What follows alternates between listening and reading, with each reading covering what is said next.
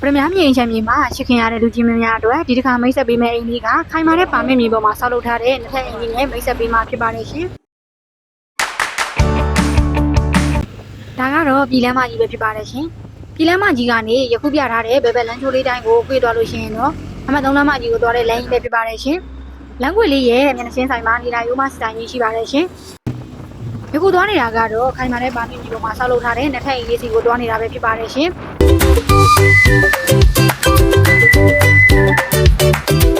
လူကြီးမင်းတို့ကိုရောင်းပြပေးမယ့်အိမ်လေးကယခုမြင်တွေ့နေရတဲ့အိမ်လေးပဲဖြစ်ပါတယ်။အိမ်လေးကတောင်းကွက်လေးလည်းဖြစ်တယ်လို့ရင်ပြီးစုံပြီးတော့စီးပွားရေးလုပ်ကိုင်လို့တဲ့လူကြီးမင်းတွေအတွက်ရန်ကိုအဆင်ပြေပါတယ်ရှင်။ခြံစည်းရိုးများကိုလည်းလူကြီးမင်းတို့ယခုမြင်တွေ့ရတဲ့အတိုင်းပဲတိတိကျကျတက်တက်ရဲရဲလုပ်ပေးထားတာဖြစ်ပါတယ်